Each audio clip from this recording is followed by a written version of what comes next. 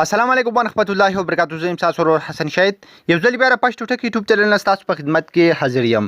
حکومت ګډو په نړۍ کې تاسو ته هغه طریقه درو خیم چې چرته تاسو موبایل سپیډ سلو وي یا تاسو موبایل هین کیږي یا تاسو موبایل چارج کم کوي یا تاسو د موبایل په سکرین باندې پول ایډونه راځي. نو زه به تاسو ته ودا چې د کمال طریقه درو خیم کو دا طریقه تاسو په خپل موبایل کې کوي نو بالکل تاسو د موبایل دغه ټولې مسلې د دې سره حل کیږي. دا کومه طریقه دا تاسو څنګه په خپل موبایل کې کوي سمپل ټایپ د اپلیکیشن دی. تاسو د موبایل په بیک ګراوند کې چې څومره اپلیکیشن چلیږي نو دا هغه ټول اپلیکیشن اف کوي.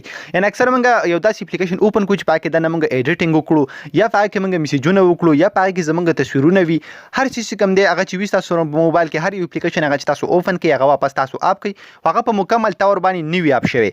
نو هغه تاسو د اپلیکیشن معاملې سره په مکمل تور باندې اپ کولای شي او بیا بس تاسو موبایل دغه ټولې مسلې نه کوي. یعنی دا به چارج هم سیوا کوي ورته تاسو موبایل به هین کیږي هم نه او ګرميږي به هم نه. نو دا کوم یو اپلیکیشن دا تاسو څنګه په خپل موبایل کې استعمالوي دغه ټول طریقې به سټیپ بای سټیپ تاسو درخایم.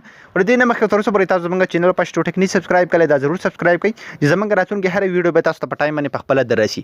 نو تاسو په خپل موبایل کې دا اپلیکیشن انسټال کړئ. اوس د دې اپلیکیشن کار سره دی باندې تاسو څنګه کار کوي دا به تاسو د موبایل د بیک ګراوند ټول اپلیکیشن یې اپ کوي. په دې کې دلته یو بٹن لګیدل تاسو په دې بٹن باندې کلیک کوئ تاسو تخکاری د پلی نشان.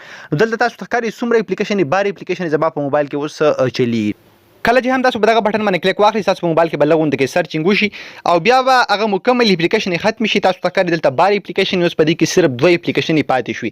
یعنی یو سکرین ریکارډر اپلیکیشن دی او بل هغه اپلیکیشن دی به کوم په مدد سره چې زدا ټول اپلیکیشن اپ کوم. نو صرف دوه اپلیکیشن دلته اوس پرننګ کې نو ټول اپلیکیشن چې کوم دی هغه اپ شولي.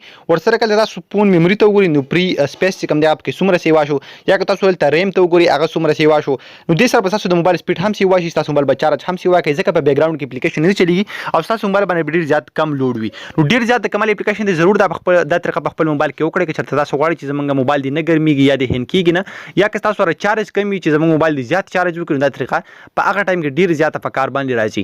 حکومت ګرو می لرم تاسو به دا ویډیو خوښ شي د خپل مرګرو سره شیر کړئ او موږ په خپل دعاګانو کې ساتي د الله